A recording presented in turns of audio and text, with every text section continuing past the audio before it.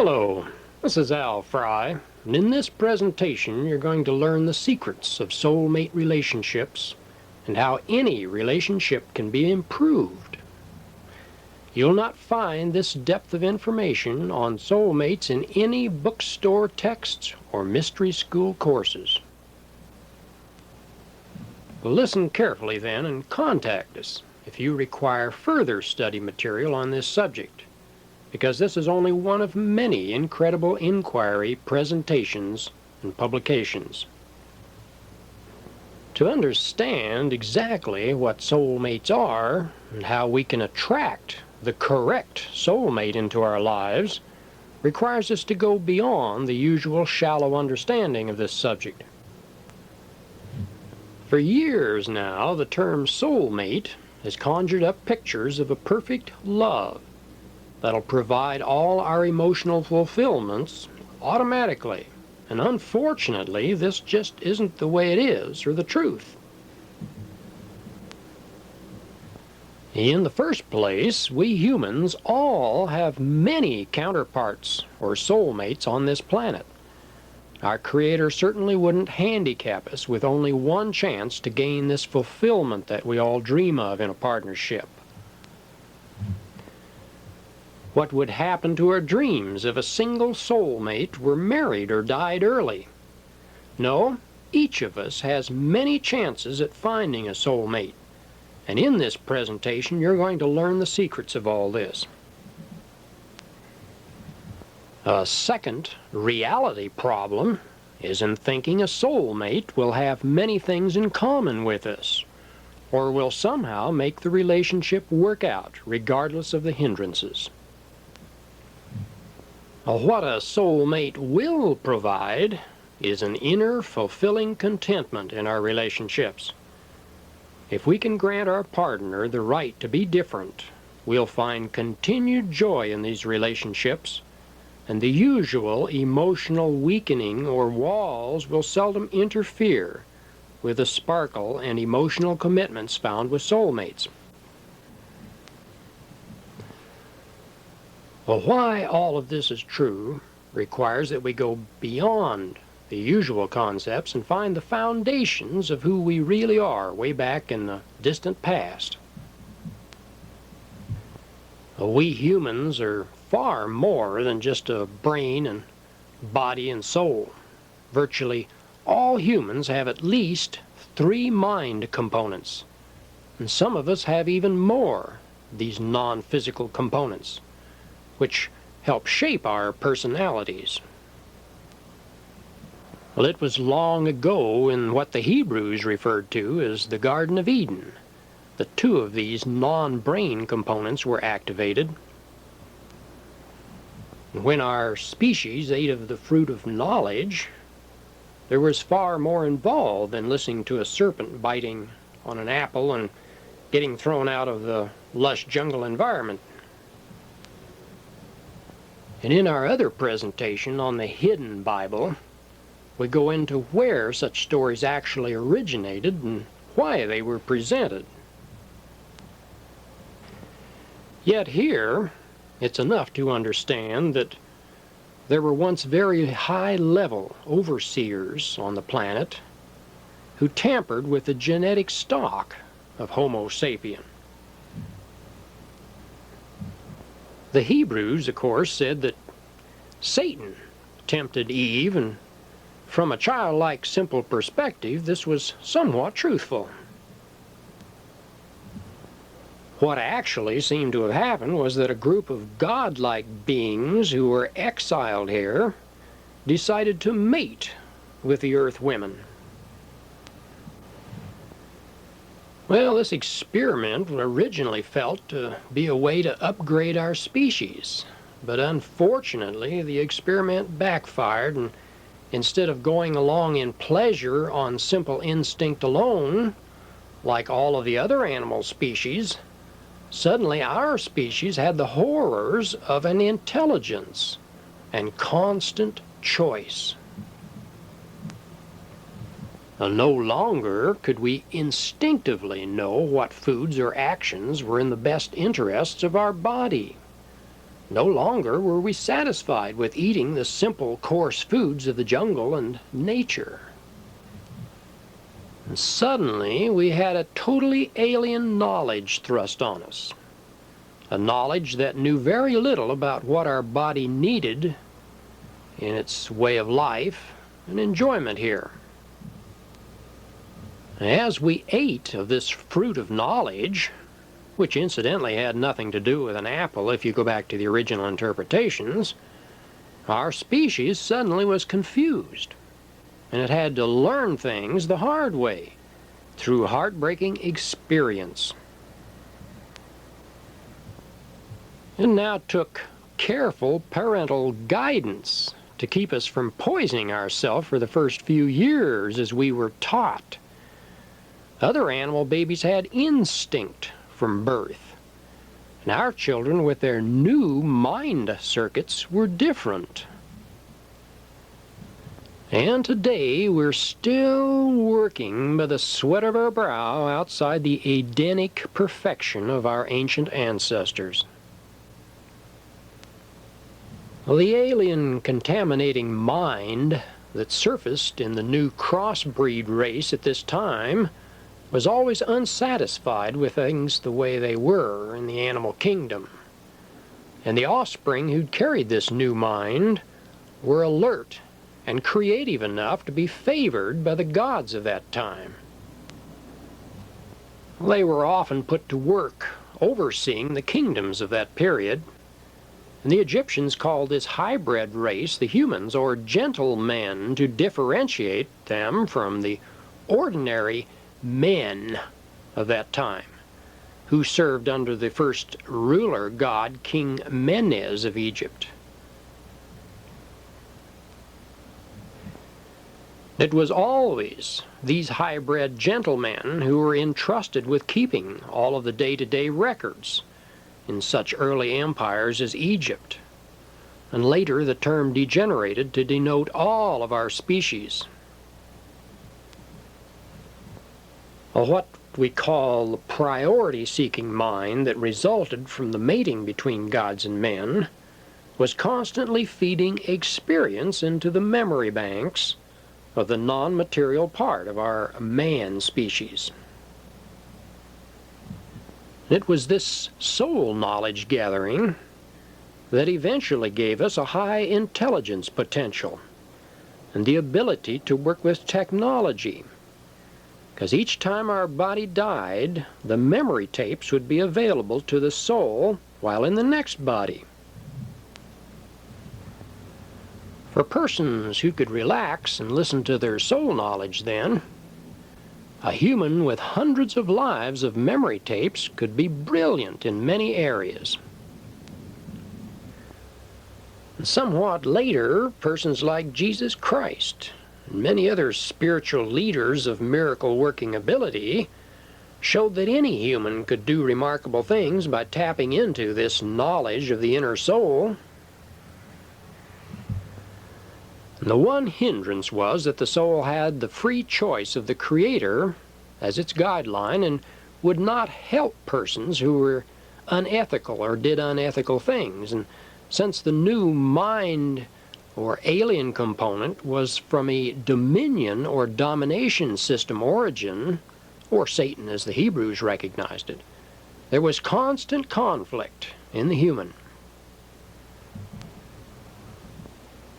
And each of their actions required that they choose between actions of dominion or domination and of the golden rule and choice. And since the non-material thoughts flowing into the brain from one component or mind was picked up by the brain the same as any other, there was no guide or difference to help humans choose their way of choice. And because of these ethics problems, what happened was that there were automatic laws at work, which brought back deliberate acts of domination against the originators of these domination acts. This karma, as some philosophies and teachers called it, ensured that humans got a taste of their own medicine. And if free choice laws were violated by stealing or hurting, The person who did the stealing or hurting was eventually paid back with the same types of acts. And this action allowed the soul's memory banks to know what being hurt felt like. That it was not a pleasure and definitely not the right thing to do to other people. And ideally, this action allowed a person to know inwardly what was right and wrong.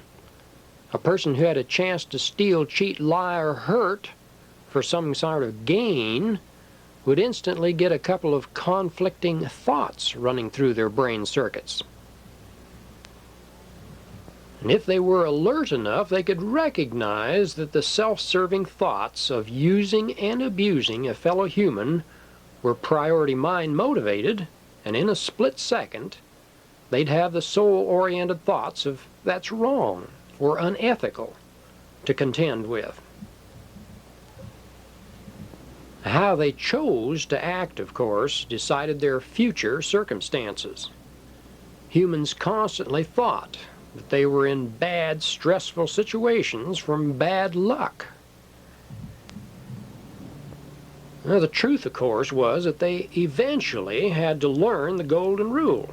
Granting others choice was the only way, the only workable system that worked over the long haul. Well, many humans gave lip service to freedom, of course, but actually knew nothing of the principle. They wanted a freedom to dominate others, and they still had very little self-control. On a larger scale, they'd dominate just as many people as they could in society, or on a smaller scale, they'd dirty a dish or bar a tool and fail to realize that someone else would have to take their responsibility for cleaning the dish or getting another tool if it weren't returned. And people with these lessons to learn in the cruel world outside Eden usually wanted others to take their responsibilities. Well, governments, leaders, gurus, priests, just any with something for nothing or big reward promises would do, as long as it would ease this self-responsibility. Well, most of the great spiritual leaders of the world knew better, and they pointed out better ways. Most of them said that the way to a superhuman ability and perfection was to know thyself, and listen to yourself inwardly, and then act on what you knew inwardly was right, forgetting what the many domination systems were selling as an answer. To understand where soulmates came from, we need another perspective foundation. As the non-material mind components came into this material world, there's an automatic phenomena that occurs. The single, sexless mind component must split into two parts to exist in this carbon-based material system here.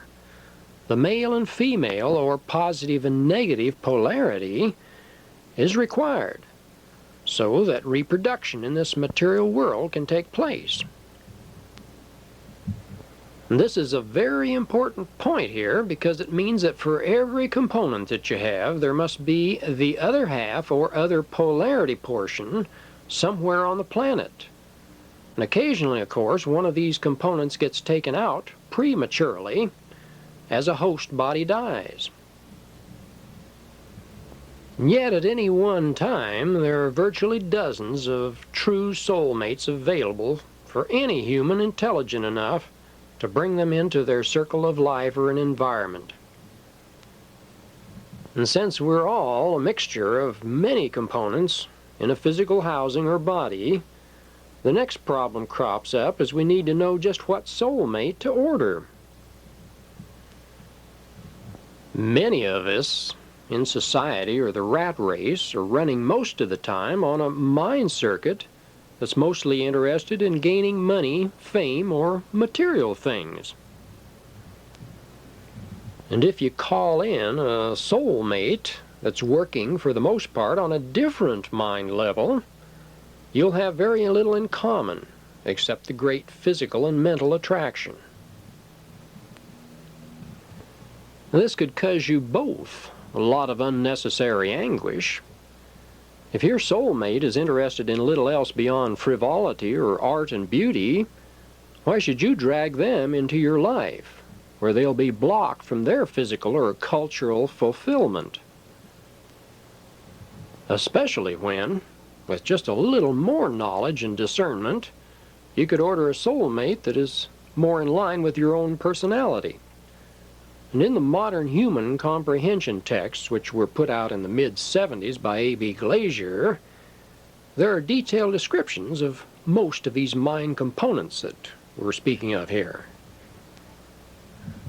The original alien priority mind that altered the circuitry of the man brain was of only one polarity, and this required the automatic introduction of another opposite mind, which even worked on an entirely different energy system. Even today, what we know as the acupuncture meridians are known to exist on unmeasurable energy flow circuits. And yet there's still a paradox to scientists. What each mind is good at and strives toward then is important. You'll probably be happiest with someone of a similar mind dwell. And if you dwell in a priority mind dwell 80% of the time, it'll probably be well to find someone with the same priority goals as yours. So you could play your little priority mind games with them and work toward the same material objectives. And if, on the other hand, you're finally maturing and ready to take on more self-responsibility, you could be ready for a soulmate of better balance, or one that uses several mind moods in balance. If you're a man seeking a woman, you can forget about looks. You're going to be hopefully concerned more with personality, and this has little to do with physical looks. Because if you get a true soulmate, you're going to probably delight in her company no matter what she looks like. As the tie gets stronger, she'll probably come to look beautiful regardless of first impressions. Women are not so usually concerned about appearance.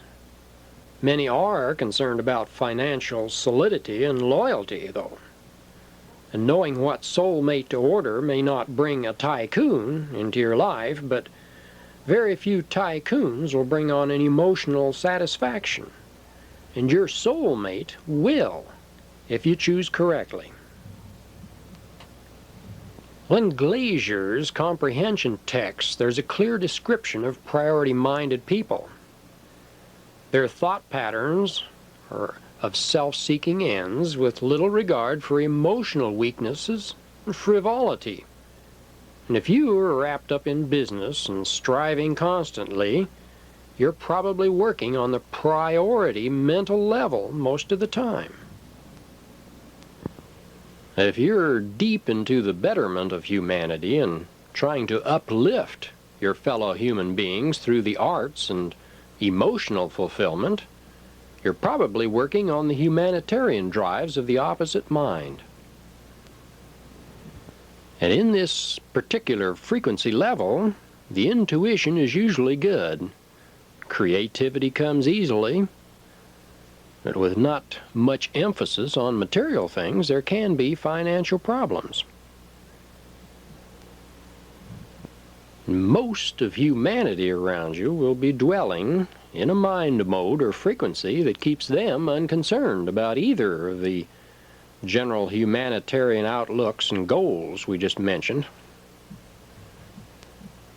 Well, they usually don't become a slave to work-oriented goals either. And this third mind is more like the original animal brain level, and it's more concerned about having simple fun and relaxing. And people in this particular mind dwell will work and enjoy beauty, but will seldom get all serious about it and worry much about it tomorrow. They can usually get caught up in credit traps and kept on a workforce like slaves if they get to watch their TV and ride around in time payment cars enough in between times. Very few are interested in presentations like this, which are serious and have heavier responsibility to them.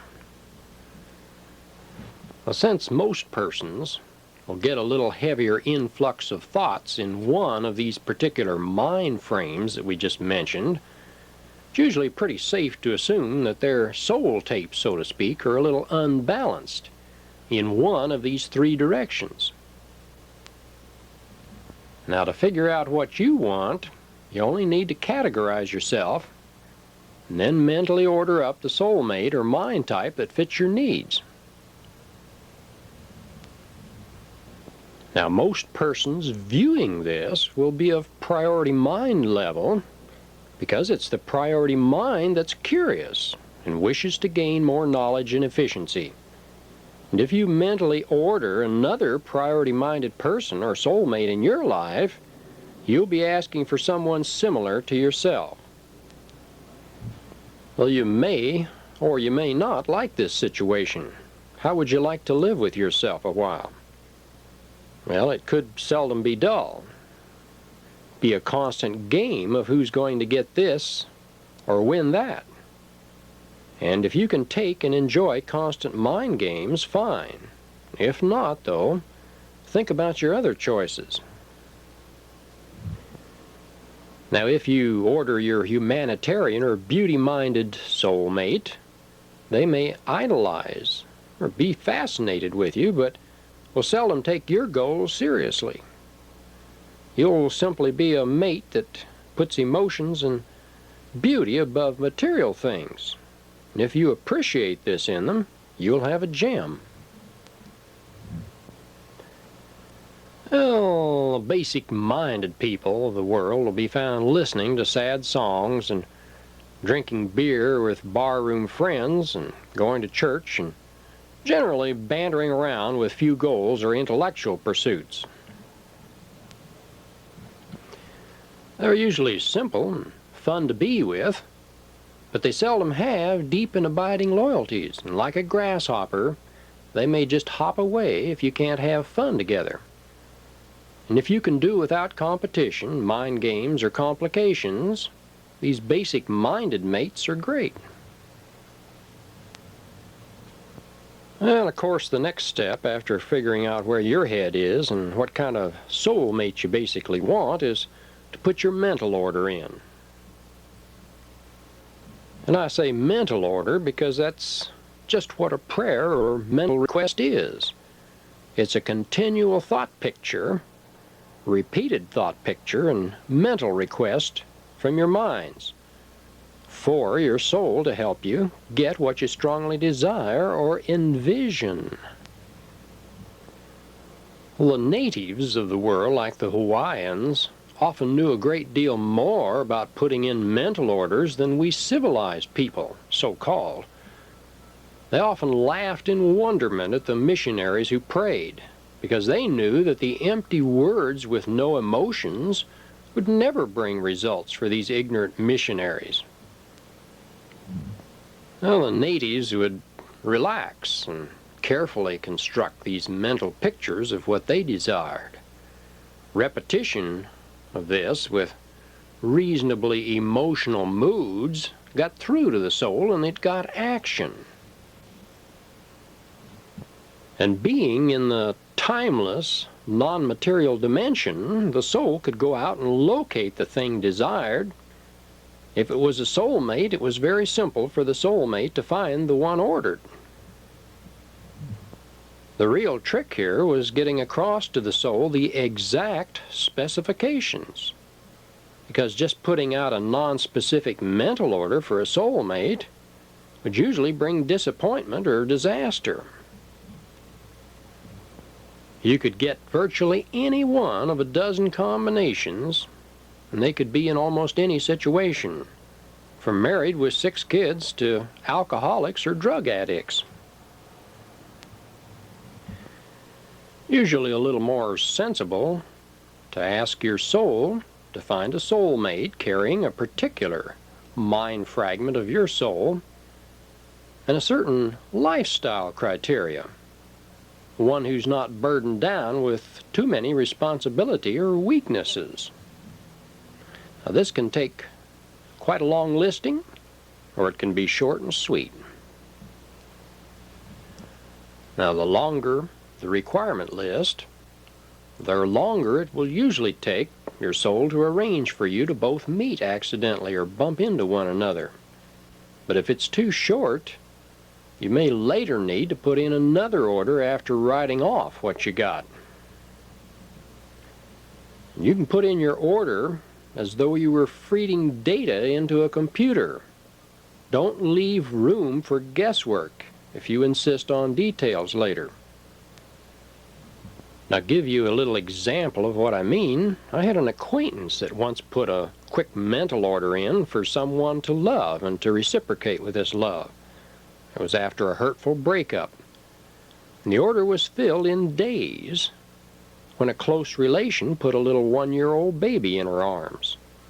And the order was filled to the letter, but it was not what her mind had in mind at the time of the request. And if you think about it a little, you'll find that actually many of our mental pictures are eventually brought to reality. Very few people remember putting in the order, and the orders were so weak that it took considerable time to bring the orders to fruition. To get the results you want, then, don't just put out some little hasty little wishes on the spur of the moment. Consider the consequences of what you order. Use discretion. King Midas and the Golden Touch is a typical of stories which try to get this point across. The point here that we're trying to make is that priority mind wishes often backfire later and seldom give long-range happiness. And that cute little goddess or handsome Prince Charming is often spoiled, demanding tyrants, and they could chain you to a life of misery, toil, or worse. What some knowing persons do is write down a list of attributes that they're looking for, starting off with the type of soul fragment they want. They continue to exclude faults like alcoholism or burdens like a large number of children or excessive responsibility. Some persons have had good results from simply putting in an order for a person or soulmate that would create a mutually pleasurable relationship, and then just let it go at that. And keep in mind that the soul does know what the results of a union can be if this wide spectrum order is put in, and what you get may be totally unlike what you expected, but the results can be satisfying and better than using mind discernment in many cases. Persons who write books about soulmates usually have little knowledge of the wide range of possibilities. They'll desire a partner or soulmate after daydreaming about it, or daydreaming about the partner to come, and then assume that the person who enters their life is their only, one and only, true soulmate. And sometimes it is one soulmate, other times it's a close past friend, and a mate from prior times in a former relationship. Now, some writers advocate bringing across a picture of the dream man or dream girl desired before the actual meeting. And this is even possible if continual strong invocations or orders are put in. The soul can bring selections through in dreams or mind thought forms. Well, as the eventual meeting takes place, you may recognize the mate as a soul mate, but never expect that they will recognize you. You will have many things in your knowledge banks that are going to be exactly opposite to your soulmate, and this includes a total lack of awareness of being a soulmate. Only one of you will ever recognize the other as a soulmate inwardly. And this is due to this polarity balance that we mentioned before. Well, many persons that I've met who found one of their other halves have found them interested in and knowledgeable about totally opposite things in life. And this, of course, will depend to some extent on the dominant mind actions involved. Well, A.B. Glazer, the founder of the Modern Humans, who we mentioned, met and rejected his priority-minded soulmate, and he explained that while his vibes were incredibly exciting, it became exhausting over the long run. Now, Glazer opted for one of her more placid, brain-oriented soulmates, and in his texts he covers the exact attributes of this in such a situation. And while he possessed the knowledges of human function and such, his soulmate possessed little of this knowledge or even an interest in it. Writers on the subject, then, who tell of meeting their soulmate with the same interests as themselves, are usually only meeting up with former partners and persons that they've had close bonds with before. Now, such unions are great, but still lack the total feeling of contentment with the bond that a true soulmate union gives. And because soulmates are often so contented in their union, it seldom happens that souls will deliberately get their soulmates together. Most persons need more conflict and problems to learn by, and soulmates usually don't get so caught up in the usual rat race and conflicts. And since it's through such learning that the minds become balanced and the soul regains its perfection, your soul is usually the cause of your setting and seeking a rest with your soulmate once in a while, every few lives. And since you have an interest in this subject, it's an indication that you may just be ready for a little reprieve in this chaos on this planet. A little reprieve with your soulmate. Now, technically, soulmates are within a few years of being the same age, but they may be born quite a distance from each other, because in the split seconds of the interdimensional change, there can be months and miles of difference when coming into this physical world. When you put in your mental order for a soulmate, your soul can slip out over to another area to seek out and converse with your potential mate. And it's often felt that you can benefit from getting together, then they'll get you together. And they'll set it up just like it's chance meetings. And if it looks like there's an impending disaster coming up to the soul, you'll get an inner cease and desist feeling if you ask for the soul's feedback. In other words, your mental order may have been very specific and asked for a priority mind soulmate, when this specific union would stir your life into chaos. It's probably best that you put a clause in your little order, clause about a mate that would benefit your learning and advancement spiritually. You probably don't really want to be taking time out for secondary goal at times as important as the present cycle on this planet, this end cycle time. If the particular priority mind soulmate you ask for is a black arts practitioner, for example, or someone as stimulating as Delilah, as seen here, you could have a tiger by the tail. You probably got better things to do this cycle end time.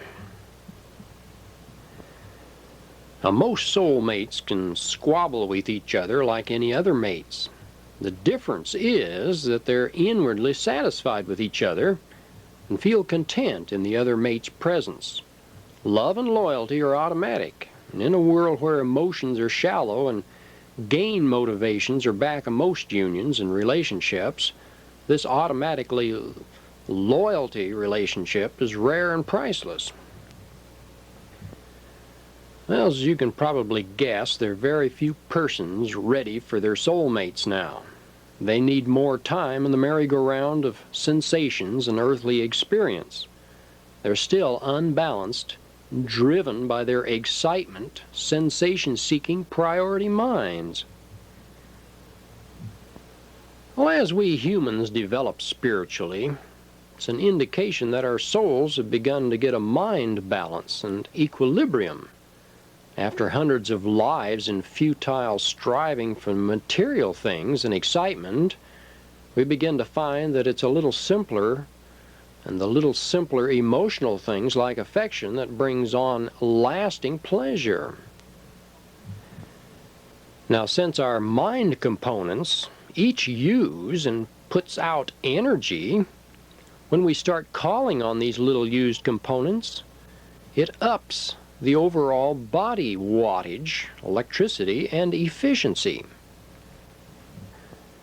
Now, a brain-oriented mind may put out 7 watts of energy a day. And when this is tripled by adding the wattage of 2 more components, a tremendous energy flows through these brain circuits. And by focusing some of the photon energy through exacting mental imagery, miracles can take place. The body can focus this photon energy through crystalline reflective agents in the blood, reflect them to distant points, and alter non-material atoms into material atoms. This means that persons who start to gain mind balance and spiritually can put mental orders in and in an exacting way can get results in a very short time. Instead of weeks, it may cut down this fulfillment time to days, hours, or even seconds. Now, this is a subject that we cover elsewhere, but it'll give you an idea of why we're advocating you to carefully choose your goals and actions at this time. The time and stakes are open now are precious. Now, in my own experience, I've put in mental orders in a rash way and had shocking results that bordered on undue influence or the black arts. One morning, for example, I asked for a girl who shared an interest in a particular area, and in a few hours I was moved by impulse to go down to the local store and move down the road on this errand. Well, a stranded girl by the road filled my order completely, and her car started working perfectly once I arrived on the scene. Unfortunately, I had neglected to fill in more important details in my order. Their lifestyles were just too different for any lasting relationship. Now, over and over, these poor orders get poor results. When one uses their power of visualization for selfish or dominating ends, it brings on even more trouble. Karmic feedback causes us to experience the same domination or unethical actions as we've given out. At the present time, this retribution feedback happens very quickly. And you can see it plainly working in your own life or in your slightly unethical acquaintances' lives, if you take an interest in this subject. Better that you watch your motivations and orders carefully then, because who knows who'll show up your door if your orders are sloppy. And what if you get a soulmate showing up as ordered who's already married? Are you ready to shake up their life for your own whimsical order or desire? Well, at this point, you may be recalling persons who are constantly in a turmoil from their premature and half-thought-out mental orders. And when you think a little more deeply about all of this, you'll see that it's a good thing the majority of persons don't have a fast or instant creative power fulfillment. Our world would be in chaos. And actually, that's one of the things we're going through this schooling on Earth for. Because a few persons will learn eventually this self-control to the point that they'll be able to handle instant mind-over-matter ability. They will have lost or controlled their bad temper or actions and no longer need to stumble along in this classroom on this planet. And dozens of examples of miracle workers are found across our globe at any one time. And all of them who continue are spiritually stable and make sure that they don't use their abilities for domination. Now, many books, magazines, and even other presentations of ours cover this subject in greater depth. Now, one of the abilities that most healers and miracle workers have is the ability to concentrate and hold a sharp image in their minds over a longer period of time than most persons. Few persons can relax and hold a strong thought for more than a few seconds. A strong mental desire and picture are part of the ask and ye shall receive given procedure.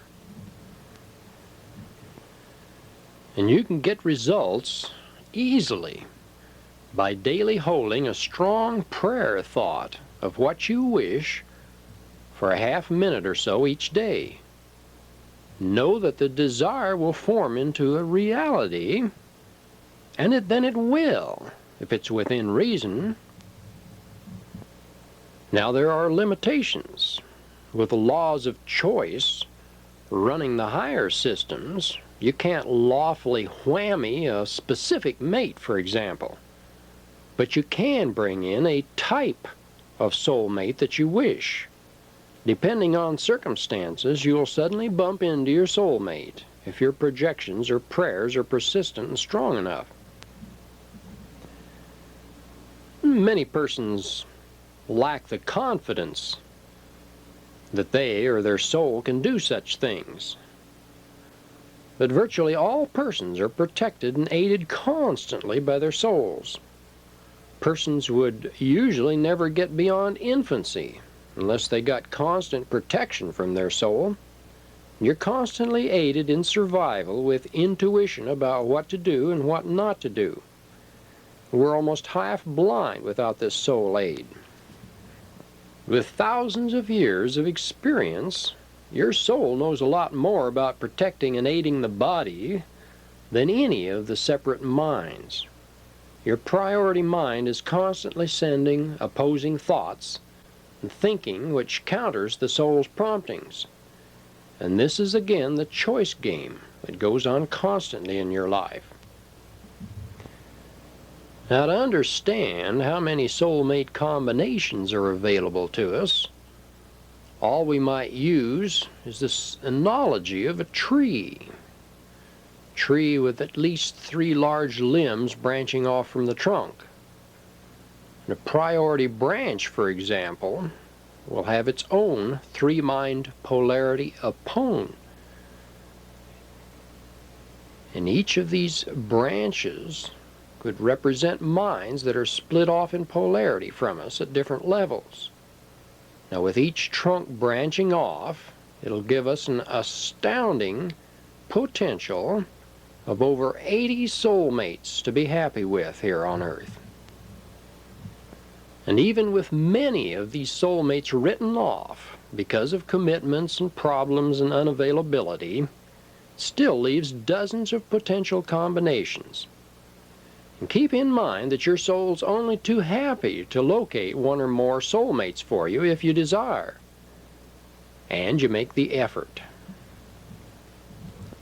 Well, most persons obviously ignore the inward guidance that would bring such happiness, and they follow the shallow whims of their minds, and they mate with persons that they casually bump into in life. After a number of years, there's often very little joy left in these relationships. And the persons just stay together and tolerate each other for companionship. Well, it's easy to visualize that a soulmate won't fulfill all of our needs. And if you or your soul represents a tree trunk, there's going to be distant branches in this analogy that'll only furnish one polarity fragment of your components. But regardless, this will give you an inward fulfillment that you'll not get from any ordinary relationship. Your major concern should probably center around which mind component fragments that you wish to mentally attract. Now, this problem of which type of soulmate that you ought to attract can be a challenge to your mind and your thinking.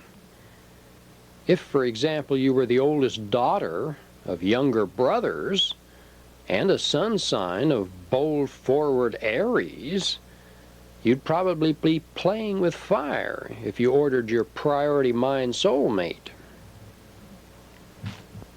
With such a strong-willed man, there may simply be too much friction from the contest of wills. You may be better off with a more placid mate of the brain or beauty mind background. Now, each order or case would depend on such discernment, or these various variables, or, as we pointed out before, depend on the discernment of your soul if you want to ask it to do the choosing. Now, as you're probably suspecting, finding and keeping a non-soulmate love in your life is not so very different than in handling a soulmate situation. In most cases, we're surrounded with acquaintances and loves that we're drawn to from past associations. Well, ages ago, we started cycles with others that we never got to complete, and we now must often work out the differences and learn through the exchange of emotions. And some of these situations are a pleasure to work out, and others will put a strain on our nerves. But if ethics and higher principles are used, usually all will be well in the end in any of these situations. And if the partner or acquaintance uses domination tactics against us, we should strike back in lawful defense to fill in this learning experience for them. And for example, if you run across a bully who continually finds it easy to get their way over you or use force against other persons, you owe it to them to strike back in defense and allow them to learn that they're dominating and using other persons. And as long as you strike back in defense and not revenge, you're perfectly within spiritual or choice laws. And this is a subject that we cover elsewhere in more depth. And because of our past ties with former souls, we'll often automatically feel a close bond with persons who we occasionally bump into. And sometimes it's the exact opposite, I might add. And this will often lead to living in a close relationship to such persons to work out these past antagonisms or unfulfilled emotions.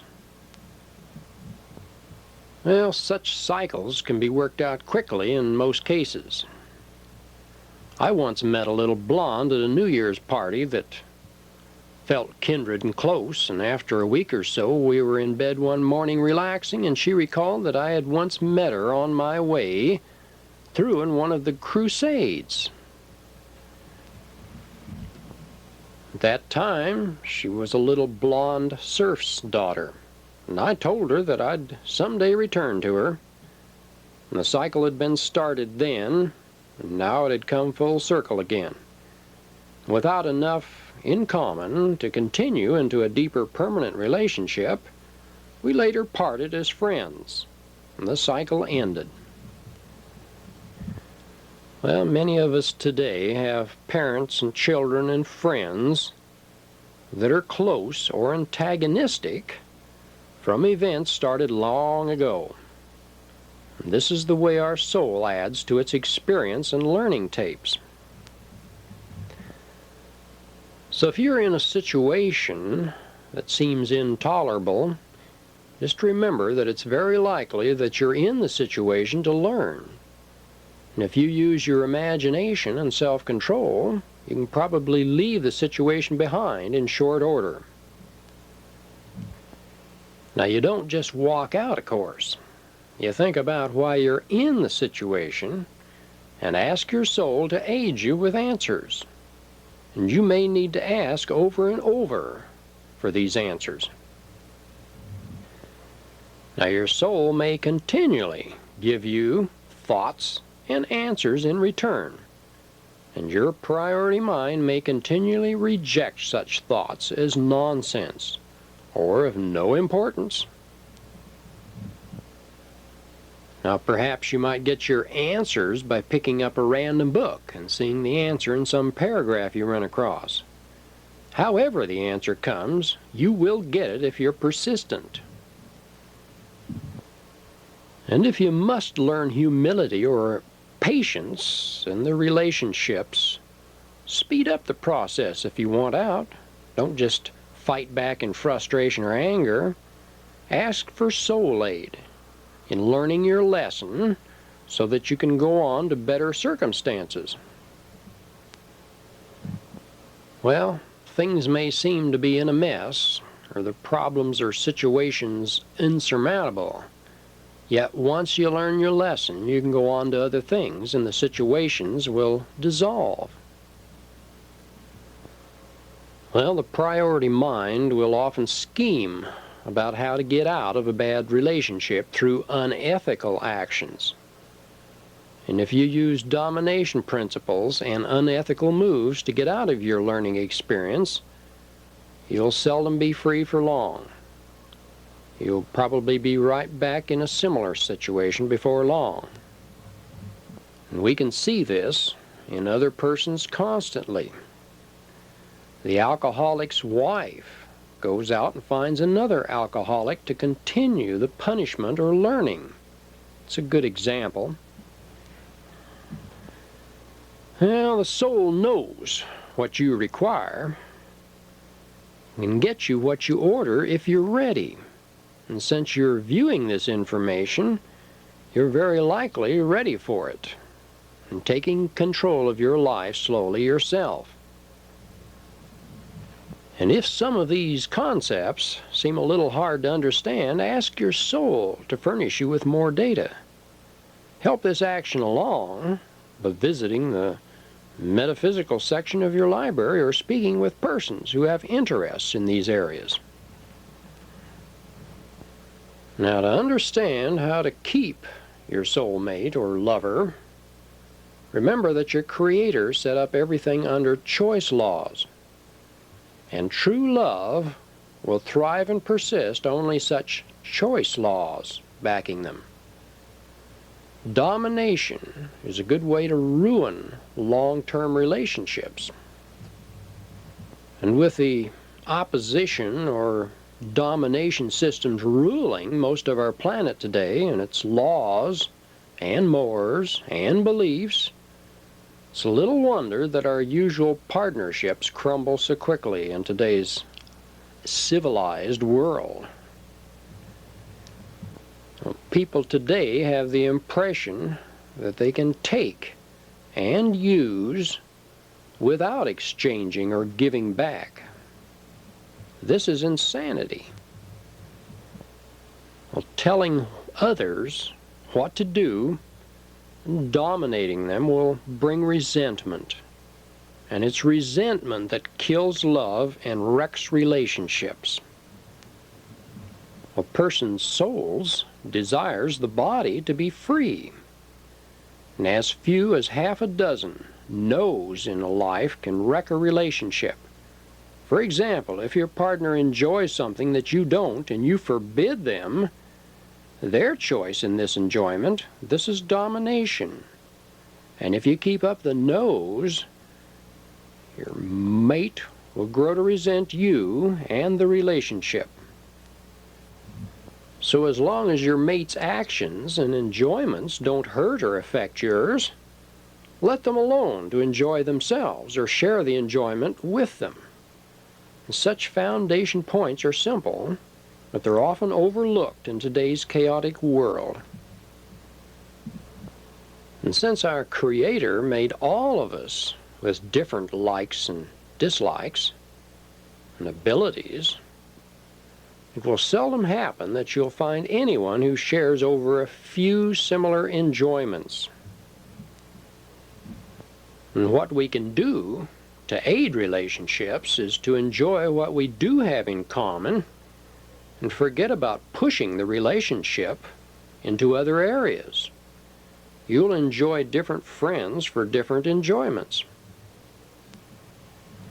And actually, there are literally hundreds of low-cost or free pleasures that most persons have in common. Today, we're so brainwashed into following the molded, money-oriented pursuits that few of us will go back to the more natural and simple pleasures. And what we can do to aid relationships is to enjoy what we do have in common and forget about this pushing constantly. Soulmates often can enjoy simpler pursuits because they enjoy being around each other so much. Many persons get bored in each other's company if they go beyond similar interests, and soulmates usually enjoy each other's company regardless of what they're doing together. And as you probably noticed, children are usually better at having cheap fun and enjoying themselves. To keep yourself young at heart and a better partner in relationships, notice what children do and try to be a little more childlike. Does that ring a bell? Well, because animals don't have to worry or contend with choice, animals must be tied to instinct and cycle laws, the cyclic laws of nature. Well, unlike humans, animals are caught up in natural rhythms and actions that force them into certain natural actions. And they sleep, mate, and migrate according to the cycles of the sun, moon, and other planetary influences and cycles of nature. So while our human, non-material minds are not affected by such cycles, our animal bodies are. And in a relationship with other humans, then, there's a certain degree of influence which is tied in with these cycles. The so-called natal influence of astrology is probably the most useful thing to know about in aiding a relationship. So if you find out your mate's birthday, you can go to one of the simple sun sign astrological books and get a little better understanding of why your mate acts the way they do. And this can help you to balance the relationship. So briefly touched on, the outline would go something like this. The astrological natal sign of Aries, sun sign, are usually driving hard in original directions of their own. They don't usually tolerate much suppression or continued rejection. They often get along well with Leos, who can reciprocate in the emotional department, and Taurians, who can provide sexual fulfillment emotionally. And so-called Taurus persons are tied to a desire for home, beauty, and sexual depth. And Aquarians, Virgos, and Capricorns often fill the bill for partnerships. Well, Geminis need mental variety and stimulation. And Virgos, Libras, and Aquarians often fill the bill and can feed their minds with less need for warmth and sex continually. Well, Cancer, or moon children, is a water sign, and they are often emotionally up and down, with strong holds on Capricorns or other signs who understand their moody ways. And Leos prefer attention and adulation. Scorpios, Cancers, and other warmer partners will often fill the bill here emotionally. Well, Virgos often need a wide mental field to explore, and Taurus, Capricorn, Scorpio, Cancer, and others who give them leeway are compatible.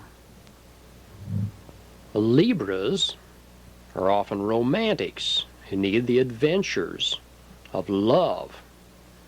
And it can be from Geminis, Aries, Leos, and others who are enthusiastic and not too emotional. Scorpios usually require physical and emotional love in abundance to fill their needs. Virgos, Cancers, Pisces, Taurus, Capricorns, and others can sometimes fill the bill.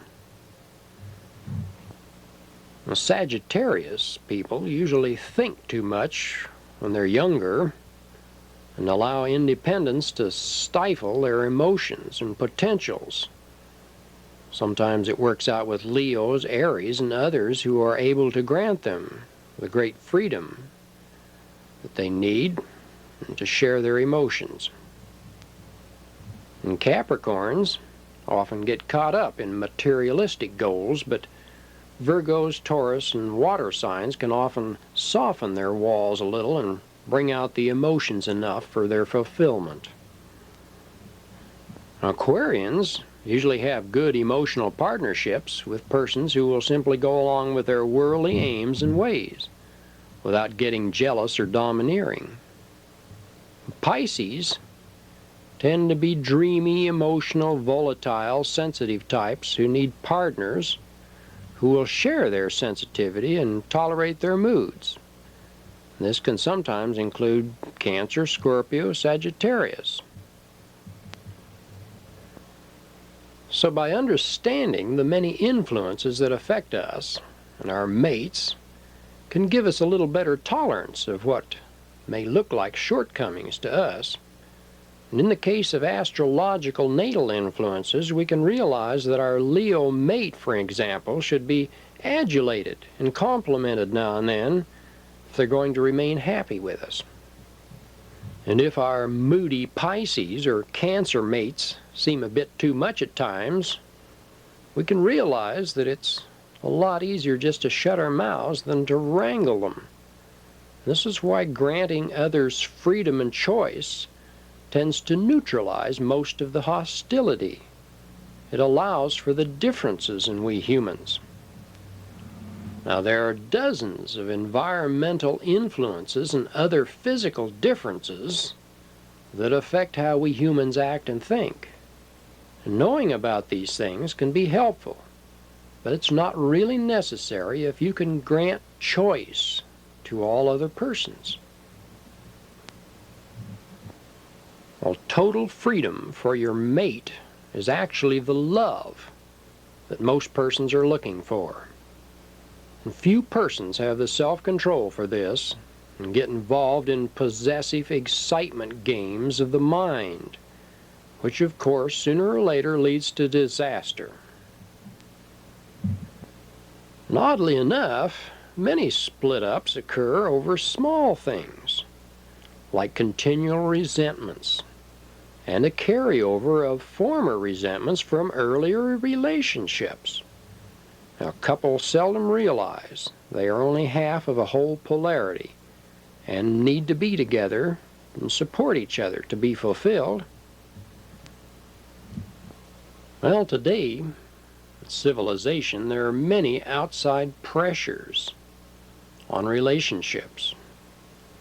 And as the dominion or domination systems have gained more control of industry and wages recently, they've forced women into the job market. And this has created chaos with family life. And women have often blamed men for chaotic world conditions, but have often shirked their responsibility. They've taken the paths of least resistance. And the majority have wanted their men to take the responsibilities and make the decisions. Even freer-thinking women will often turn to a man when any crisis comes along. Well, part of the problem here is that women's role is in creating life, and man's is in protecting life. Men are realists who need time to pursue their work and their projects. And women, on the other hand, often live in some degree of fantasy. They're not happy unless they're needed by their mates. And women who do not get their mate's full attention are not secure and emotionally content, usually. To overcome many of these differences and come to understanding takes communication. And women often fail in such communication because they assume men know the situation already. And women are also prone to talk about sex when they're not emotionally stirred up. Men then get confused and start assumptions. And only plain, honest expression or talking will often get all this confusion unraveled. To keep a mate, then, requires that you put some of these foundation points to work toward keeping a happy union. And first and foremost duty of a man is to show constant consideration and attention to a woman mate. Well, most women can forgive many shortcomings in a man if she gets enough affection. And if she gets fat, slovenly, or boring to a man, though, she may be creating her own problems from her lack of self-control. Now, either mate can sometimes start domination tactics which will kill the affection eventually. Jealous persons have this problem when their mind-implanted emotions come and it ruins a relationship. And this is from a lack of self-esteem and stupidity often. And sexual indifference can come from a bad relationship block or just poor health. And all of these situations, of course, can be straightened out if some honest communication comes to the rescue. And as long as it's not to the point of hurting another, honesty is always by far the best policy in the long run. All too many people in today's society live in a world of facade. And if a mate is kind-hearted, the partner's a fool for leaving them for small imperfections of character. The singles are usually lonely and a little lost, even with a career and money. Once married, the freedom should always be granted from the start. No obligations or rules should be pointed out or necessary. The mutual intent of the union should be automatic and based on choice.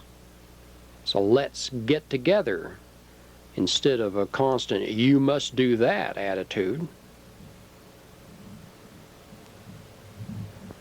And some of the little things that make the bond and love better are showing continual interest and small gestures of appreciation. Be honest in your likes and dislikes about their habits, and don't dwell on your mate's faults once they're pointed out or recognized. Try to satisfy your mate's sexual desires and sleep with him. Don't exploit or use your mate or force them to be your puppet or slave. And since some mates are a little slovenly, it's helpful to be there with a toothbrush or soap or whatever it takes at the appropriate time. Training by helpfulness is different than harassing them. Women can wield a great deal of control over men if they'll simply use their brains, build up their male's ego. Men work much of their lives away for women who can captivate and spoil them a little now and then. What could be simpler? Now, there are 100 different situations where a marriage can blow up from a little lack of consideration. And sometimes all it takes is a little thinking about the situation. A perfect example is in infidelity. Men were designed to mate with many women. So if a man cheats, it's seldom serious. He simply gets an opportunity and acts out what his role is, or what his body wants. And this is seldom a problem in close relationships. And it does not usually affect the affection and closeness in any relationship. Well, another little understood point in a relationship is that there should be honesty in sharing things, and making love or pursuing a pastime should be fun for both partners. And if you put up false fronts and facades, it can eventually backfire. In making love, for example, you can show your emotions honestly. It will usually turn on the energy buttons of your partner. Otherwise, the actions eventually become boring and the vibes get cut off. Well, because men must be turned on or aroused before they can even make love, men can't fake arousal. And women, on the other hand, can and do occasionally fake an interest during lovemaking. And if the motivations are temporarily to please their man, this is one thing. But over the long haul, this can be disaster to a marriage or a relationship. And while on this subject, we might recommend that you get a little paperback on sexual astrology. It'll help you understand why your Gemini is less prone to get as excited about sex as your Scorpio. And such little paperback books can't fit everyone into handy little niches, but they'll often clear up many puzzling generalities for you. Well, sometimes persons are tied to their mates, leave them frustrated and unfulfilled, and this may seem like a case of bad luck or poor choice, but it's usually a case of your needing a karmic lesson, as we pointed out before. And if you get it in your head that you'll just walk out on the situation and drop your responsibilities to find a better situation or soulmate, you may cause yourself a lot of problems in the end. Let the situation work out naturally. Figure out why you're in the situation with the person you're with and hurry the lesson up through understanding. You can then ask your soul to resolve the situation naturally and beneficially. And suddenly, if you've done everything correctly, your ties will come loose. Your present mate will also be free and find someone else. And both you and your mate will be free. And then you can order or be with a more compatible mate or soulmate that you've mentally ordered. Now, we dwell on this point over and over because persons who run away from obligations usually find themselves in similar situations again, as we keep pointing out. And until these lessons are learned, It's best to do things by your inner guidance, and only this inner knowingness will help you to recognize the details of these situations. But because there's so much ignorance among humans concerning sexuality and what's healthy and what's not healthy in sex, let's go into the foundation of this subject. As we can see around us, animals don't have sex just for the fun of it. When the females of the species come in heat, automatic sex drives go into function, and the animals mate. And both the male and the females feel an overpowering urge to find a mate and join, and there's no choice involved at all. If the scent and vibrations of the animals are not in line with what nature feels as the right species or genetic stock, the hormone smell simply won't attract the opposite mate. It's very simple and part of the Creator's perfect system. We humans are different. Our minds store up thought tapes of how good sex feels and wish to rerun an experience. For pleasure, and all the minds enjoy sex, and especially the body, which ordinarily has so few outlets for pleasure in this civilized life of ours. And what we have then is a situation that's ideal for keeping the human and all the components contented. But what we get is just the opposite usually, because after many years of being brainwashed with sex and sin fear, few persons really enjoy sex as much or as often as they should. Well, from the time that we're tots and children, we're scolded and reprimanded for having anything to do with our sex parts or sex in general. Mummies and daddies and religions damn sex, and many of us never get over this twisted, warped training that gets dumped on us. And this training of good equals bad has been kept alive for thousands of years by persons and power systems simply because they've tried to control all of our emotions. And workers work best if they're subjugated or controlled emotionally and mentally. And sex was long one of the emotional natures of our species that was difficult for the state and church to control. It was thousands of years ago that leaders thought up marriage so that they wouldn't need to bear the responsibility of so many bastard unclaimed children. Later, the church got in the act to maintain control. And if you think about it, I'm sure that you'll recognize that happy, content people usually aren't interested in going to church constantly. People looking for answers or fellow followers are doing so because they aren't fulfilled inwardly. They must still search outwardly. Well, so complete has the censorship been against pleasurable love and sex that there aren't very many words in the civilized languages to cover the subjects. Even the most primitive tribes, on the other hand, have a language that usually has far more words in them on these subjects. So think about it. Does conjugation and begetting and coitus sound like fun to you? Well, over the years, there were a number of persons who stuck their necks out and pointed most of this out. And many were quickly censored.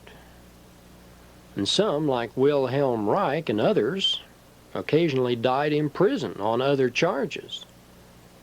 And it sort of makes you wonder, who's in the cage in civilization here? The animals or the humans? Well, the simple truth is that sex is the Creator's greatest gift to us. And it can be the closest thing to being turned into the Creator's flow of joy energies that's available here on this planet. Well, think about it. Animals just to get together a few minutes, they work out and then they leave each other. with no further memory or affection. And we humans, on the other hand, can keep these vibrates flowing for hours, day in and day out. When it's over, we even have the memory tapes to rerun the pleasure for us. Well, what gift to humanity could be any more beneficial than this?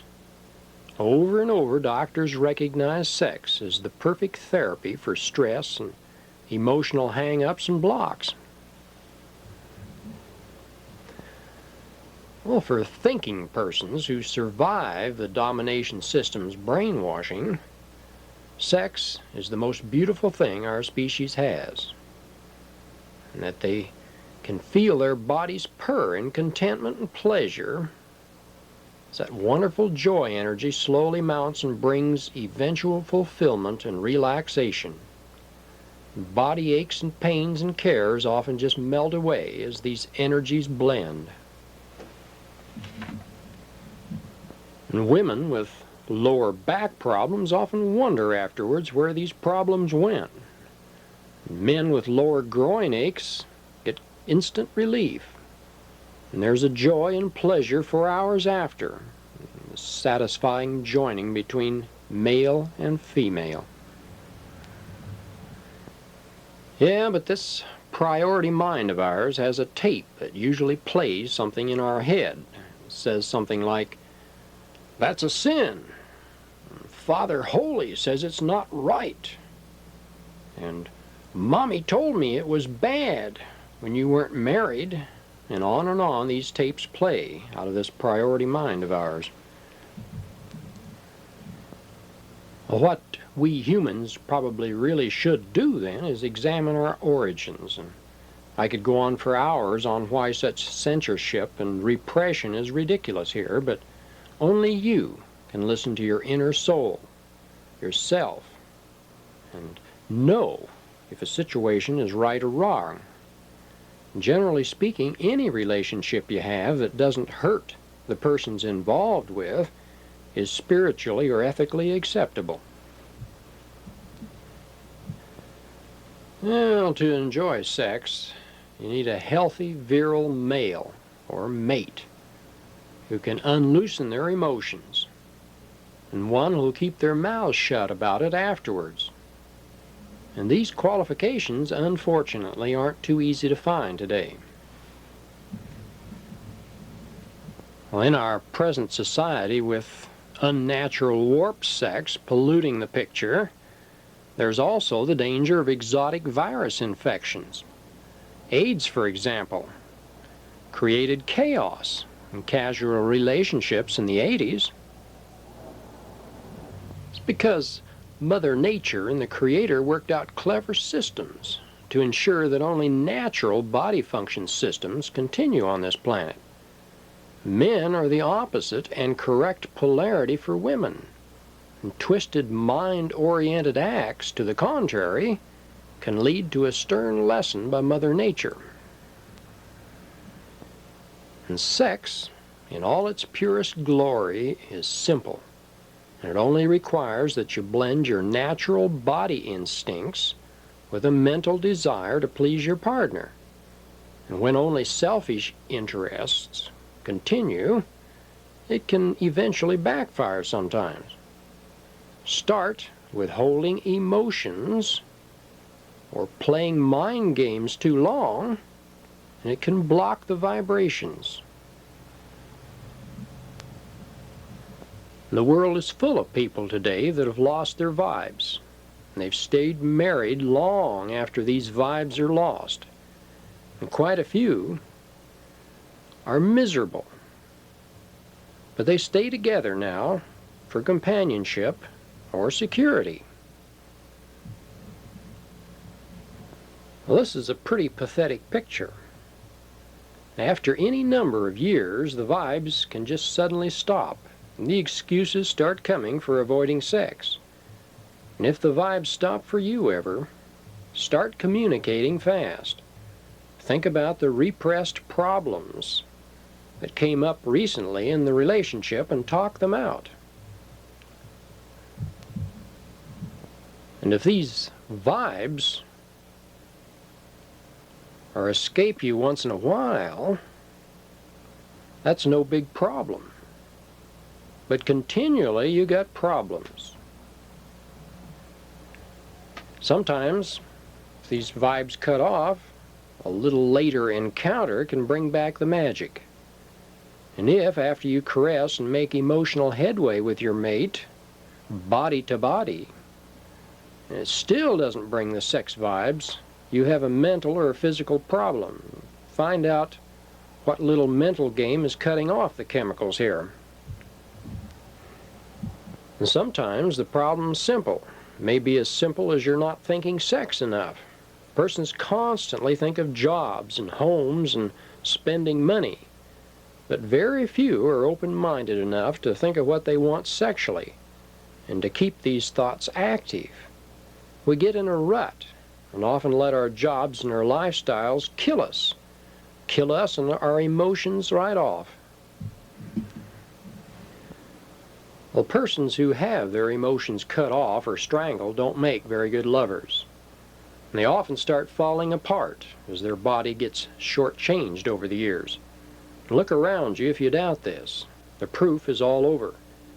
After high school and the sports mania, a lot of men get in good shape. But they make everything a contest or a game. And they get taught that emotions are for sissies. And sometimes don't even know if they want to make love or go play some sort of game. Well, there are dozens of ways that women and men get off the track. Some men, for example, are just friendly fondlers. And another type makes his love unions between a dozen other frantic pursuits. Mr. Average American gets so grooved into doing everything by the clock and only follows what is logical and acceptable or in some book that makes it very difficult.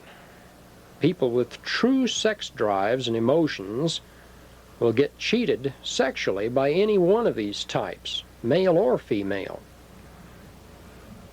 Yeah, men and women both in today's culture often get caught up in this work cult, a work mania that's so deep that everything else becomes secondary, including sex.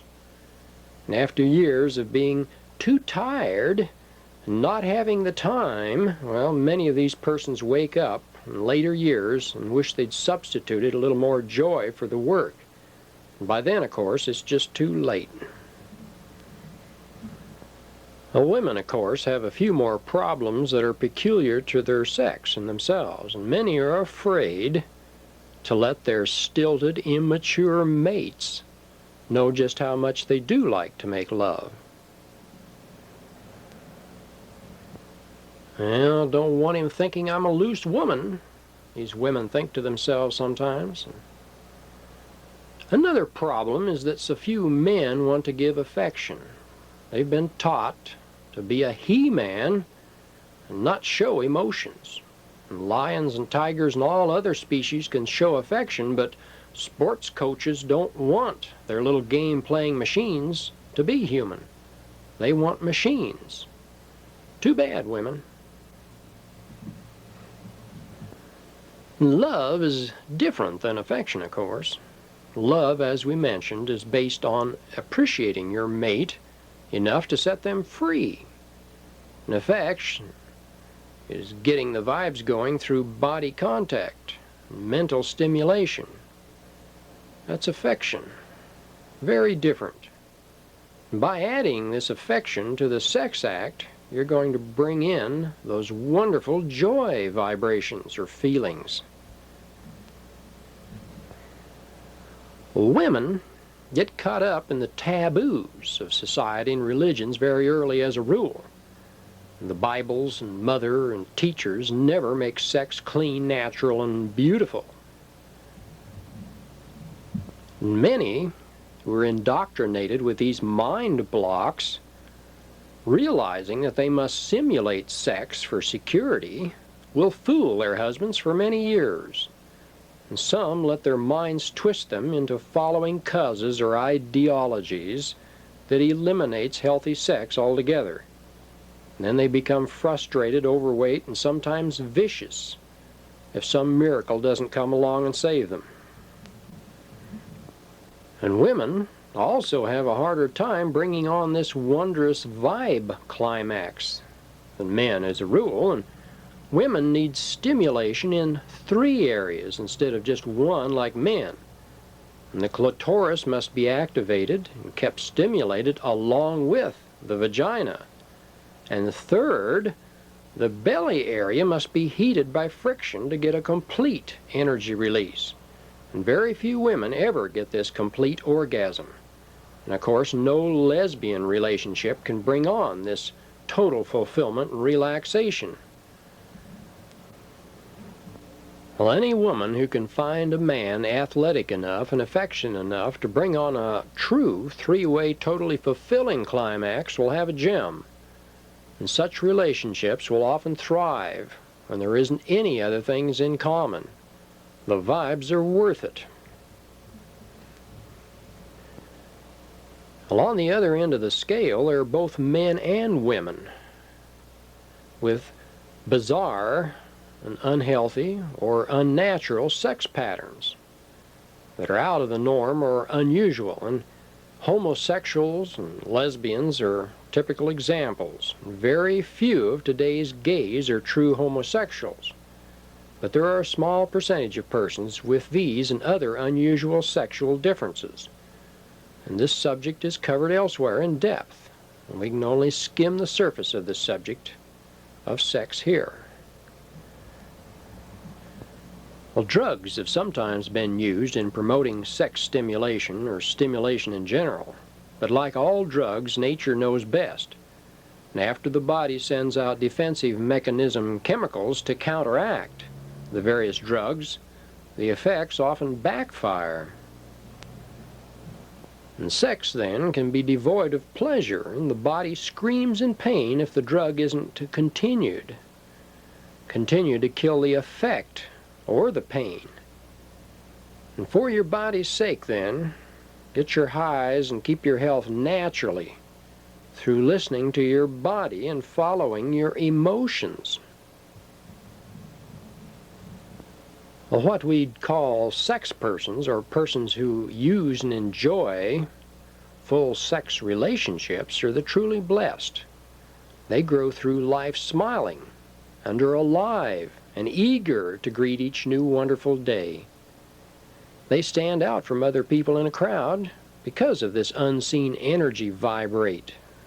They radiate it. And people are attracted to this vibrate. And Hollywood, for example, is full of these sex persons who can project some of this energy over to a starved audience. And they usually keep their drives to themselves because the rest of the humanity is inwardly resentful of their inner joy. And these sex people don't need games, excuses, or legal bonds. All they usually need are mates who can share this wonderful gift with them, and someone who will put their entire emotions into lovemaking and bring on the incredibly powerful joy vibrations. Well, in a world of guilt and chaos, these persons are amused by the circus here. And they don't want drugged back down into the shallowness and negativity. They want to enjoy life as their Creator intended them to. At this point, let's turn to the mechanics of how we can exchange and use these energies. Now, since the invisible thought energies of the body are constantly being sent out to distant points or other people, it's very important that we send out the right thoughts.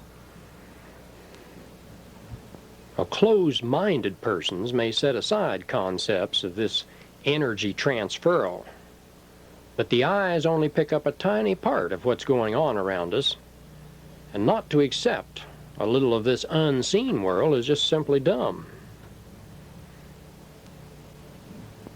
The human body sends out photon particles much like a radar system. This helps it to detect danger, gain information, for the so-called intuition. And in the blood are tiny crystals that can be activated into different shapes by the hormones and body chemicals. And these crystals are what reflect the energy outward. And the type of crystals determine the vibrational rates or types of energy sent.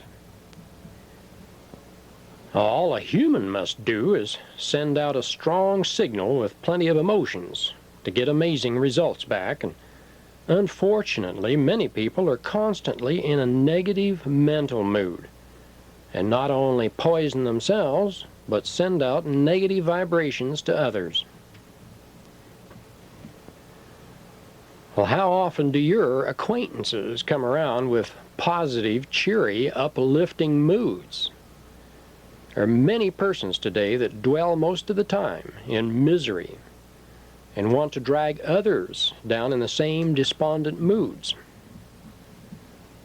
Well, this might be fine if you love misery. And if you have such friends and don't like misery, help them back on the tramp, the right way or path, or dump them. You don't need any negative dragging you down. In a love relationship, if you hold a negative attitude toward your partner, the chances are good that sooner or later it'll poison your relationship and the wonderful love vibes will die. Well, think about the positive side of your partner in the situation. And be thankful for the good things. It'll help bring on even better things. Well, in today's hectic world, your mate may be under pressure, and it helps if you can reduce this stress and pressure. And don't be so tense and uptight around your mate. Get your thoughts off of your business or problems and on more relaxation and enjoyment. And this will relax and soothe your mate and family and let the vibes work correctly. Try to keep the environment positive and soothing. And if your mate has a hard day's work behind them, look decent, be positive, and keep the nest cheerful. You don't need any more tension or nerve twanging.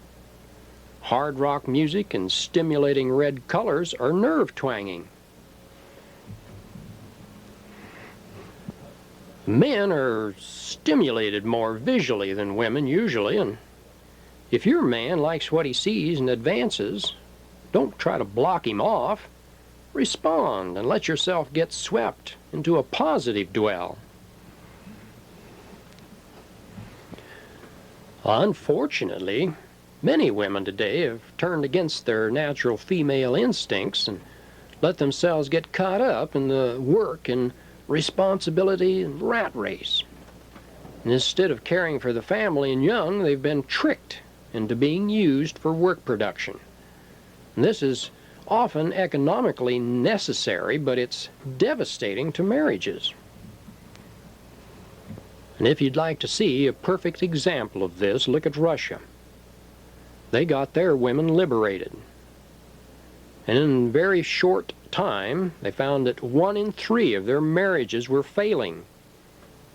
And the women stopped having children. So in 1980, they did an about-face, and they forbade their women to enter hundreds of male-oriented occupations. And as we keep pointing out, the priority mind is all too good at dehumanizing us and killing off our emotions. And it's enough that men are forced into such a strain on the body. Well, if you remember, not many years ago, only men generally wound up with ulcers. And today, women aren't far behind. For repressed, uptight males, women have long been a tonic and a relaxing influence. And if you're a man, you're a woman, you can hold your male and let him live longer if you don't go uptight on him, get caught up in all this male-oriented rat race. Well, one of the strange paradoxes of attraction attitudes is the fact that while women do not care so much how men look, they do care how a man acts and dresses. And while men may believe that their appearance isn't all that important, this is a mistake. Women have a constant drive to look attractive, and they don't get turned on by sloppy males. There have been several surveys that have shown that women are especially fond of flannel shirts and turtleneck sweaters and suits with vests. And even clothes don't help, though, if the male's not clean and confident in themselves. Well, a woman is given natural instinct to see and feel confidence, because only a confidence-positive male is suitable for raising her children. And men who project assurance and a little arrogance in their walk, talk, and stance will attract women, especially if they suddenly cut off this ice and warm up to the woman in conversation and attention. What women really want is a macho man who's tough and masculine, yet paradoxically they want him soft and emotional too at the same time. They want a man with feelings and compassion, a man who constantly remembers them in the little ways. Romance is the word that we could use here. Well, this desire for inner assurance and outer projection or style especially carries over in public. Women want men who can handle themselves in public and don't fall apart when the little crisis situations pop up. Yet, they want a little impulsive fun now and then, and this is especially delightful to them. Any man that has his head screwed on straight then will find no problem with being attractive if he follows some of these simple directions. It's not really that difficult to stay neat and positive and a little attentive, with a little impulsive fun. Well, one of the mental traits of men that upsets many women is the fact that many men still aren't fair and won't allow them equality in matters of money and morals or family decision-making. Injustice kills relationships, and many men have never learned to grant their mates freedom. Well, loyalty comes high on these lists. Ridicule or critical behavior in public really wrecks a relationship fast. It's one thing to work out problems at home, and quite another to feel vulnerable as your mate lets you down in public. As we pointed out earlier, total honesty is very necessary in a relationship that's serious. And women usually know this instinctively, but they occasionally slip up when they use their feminine charms to get their way or reward. Men and women both sometimes tend to bend the truth a little. They think it'll save some hurt feelings. And either way, the mate should find out why they're not telling the truth. And they should find out why they got shortchanged from their mate if this happens. Because eventually total honesty will become refreshing, and it'll help hold you together. And since most persons live with many false fronts or facades, it may take a while to get total honesty out of your mate. And to get honesty, you must give honesty and set an example. And at first, you'll probably be a little used and abused. But hang in there, and eventually you should get to proper honesty in all your feedback. And this will give you a delightful relationship. Well, women who want to light up their man should realize by now that most of it starts in the head. And if you like what you see, get the thoughts of what you want in the relationship to turn toward going with a clean image and start following through with action. Tell the guy what you like about him. building up his ego and confidence. Men like to be told that they're doing a good job or that they look good. They'll go a long way in supporting a woman who appreciates them, gives them some good reason to make the rat race worthwhile. And it helps to show a little interest in his work and hobbies. You don't necessarily have to watch football with him if it turns you off, but you should defend and aid him in his interests. And this again is an extension of that all-important choice. We're all made different and shouldn't run into static or feedback if our tastes are not the same as our mates. And true affection requires some energy and vibe exchange. Look at your mate and send him some eye-to-eye emotions once in a while. It's great if you can go to where he is, away from home now and then, and really helps him to feel that you care. If you don't have total honesty in your relationship, it sometimes takes a while to learn to read your mate's nonverbal language. Typical silent periods can mean that they don't want bothered, or that from experience with a former mate, they get a sympathetic arm around them when they are silent, when they put on this attention-getting act.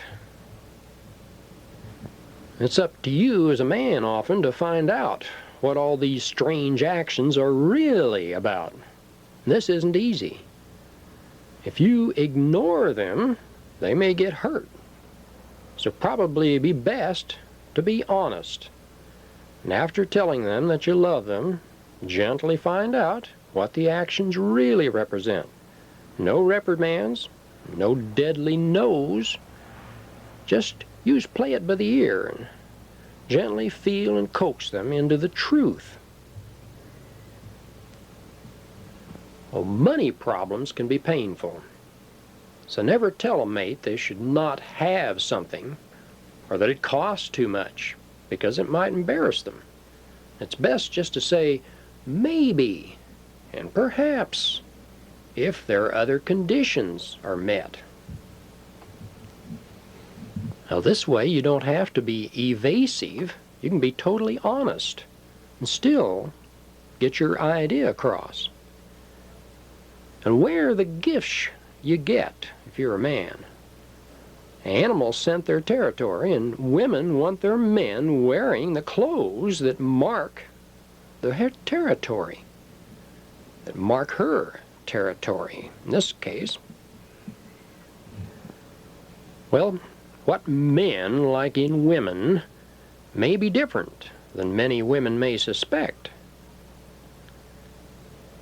Well, lithe bodies and good figures are the first thing that gets men's attention, of course, but most males will pass up a pretty little spoiled prima donna if there's a thoughtful plain Jane that builds up their ego, makes a good companion. Frankly, men just hate crossness and irritability. And there's a lot of men around today that feel they may as well be single if they can't get consideration and peace. And men can buy their meals and sex very easily, and women can't. And it'd do well to keep this in mind before dumping good raw material. Well, think about it. Many single women are gypped and conned, and they're fair game for anyone from auto mechanics to lawyers. And there's a big difference in a woman alone and a man alone. And following a few rules to get and keep a good man are not much of a price to pay. And a lot of the rules come through just plain old common sense, like men that hate gossiping and selfishness. Well, showing a little common sense at shopping time is one thing, but men usually feel they work too hard as a rule to put up with women that squander their money. Self-control in all humans is very essential, and And there are very few persons that like to be around other people that can't control their habits, whether they're booze, smoking, gambling, or whatever. Well, unfortunately, with all the chaos and double talk today, there are very few men that actually know exactly what's expected of them in society, and many are afraid of taking on the responsibility for guiding the family as nature intended originally. Because a man essentially is a family director, provider, and a masculine lover. And any roles that cut him off from such goals are contrary to the way nature had things set up originally. Well, things get mixed up today in the marketplace and in the rat race, where men must compete and sell to be successful. It's pretty easy to get tied up in this role and to back off and be human with a family. Well, let's touch again on the elusive sex power of some humans. We've pointed out before that the body can send enormous waves of energy to attract a person of the opposite sex. And in a like manner, the minds can play with a project, and they can throw out and project this kinetic energy. And virtually all the magnetic dynamic famous people have a greater output of sexual or mind-oriented energies. Well, the difference is that the mind-oriented energies border on hypnosis. They can often penetrate a person's normal walls and influence the thoughts and actions. And like hypnosis, these mind bombs can be sent in an ethical or an unethical manner. Now, used car salesmen use the energy unethically in many cases. World leaders and public performers usually use it to get their attention or positive energy returns. Well, if you honestly send thoughts of wishing to be close to a person and share experiences with them, it's usually only a matter of intense concentration to get the job done. If you see a potential mate, for example, or a love, you can quickly envelop them with your desire image. And this will get your mental image across. And as we keep pointing out, though, there's a fine line between granting choice and allowing the persons to choose whether they want to be with you and laying too heavy a hypnotic mind signal on them. And if you feel someone using these mind bomb vibes on you against your will, ask for confirmation and ask for a mental shield around your body to reflect this energy back to the sender. Unless, of course, you're in the mood to respond or investigate the source or play games with whoever doing it to you. But you'll know when your choice is being violated, and you'll know when you violate the choice of others. So watch it, be careful.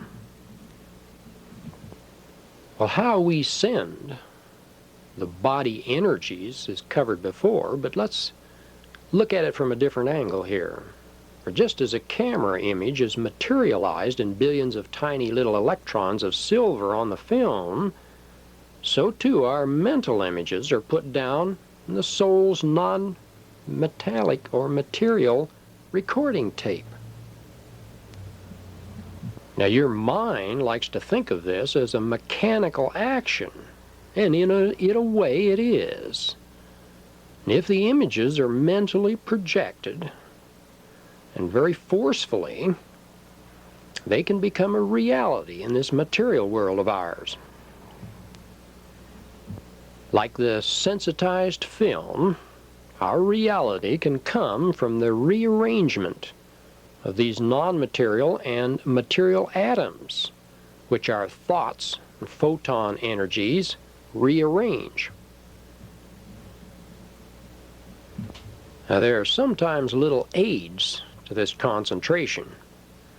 Sometimes, for instance, it helps persons who have a low concentration ability go into a room that serves the same purpose as a photographic dark room without all the distractions and light.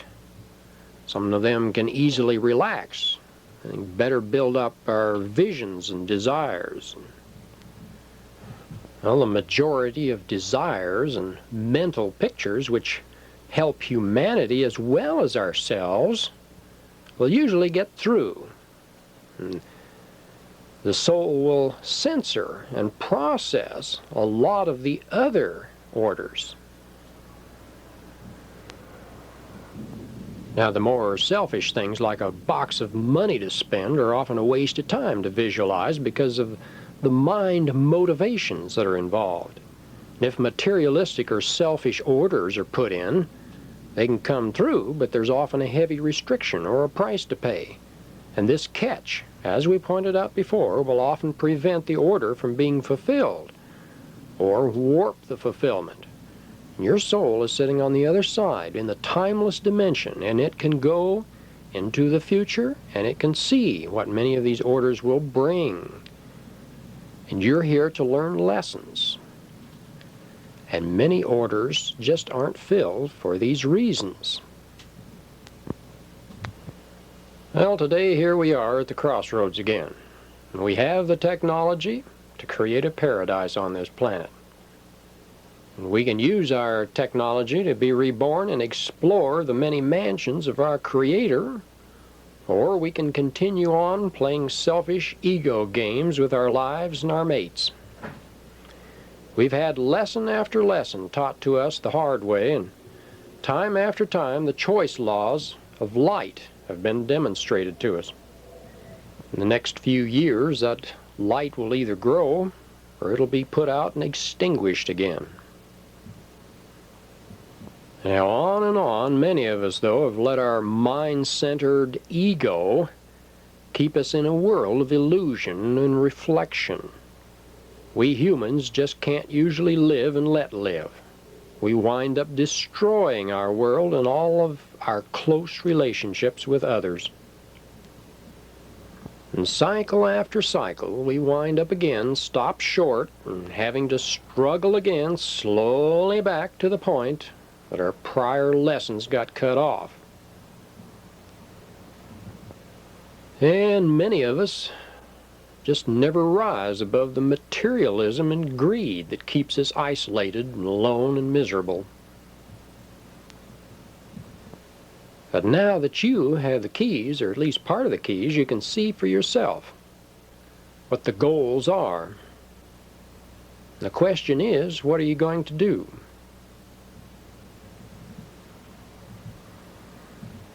Path can be tread alone, or it can be tread with a companion part of the way. And the goal will only come through your own concentration and your own action. There were a number of the spiritual teachers of the world that have pointed out that the miracles they worked could be performed by anyone. And the name of the game was in knowing self and putting this knowledge to work. Now, there are little bits and pieces of all of this knowledge all over the globe in the ancient works. And truth, though, has never been popular, and never will be popular. And in other presentations, the nuts and bolts of how to step up this human function is covered. And as we pointed out, you can't get the wattage and ability if we humans stay in a priority mind dwell any length of time. Has to be balanced. Unfortunately, there isn't any God that's dominating us and telling us what to do, because the lords and gods of 10,000 years ago were the gods of this planet, and they were jealous, vengeful gods that were a part of the domination system.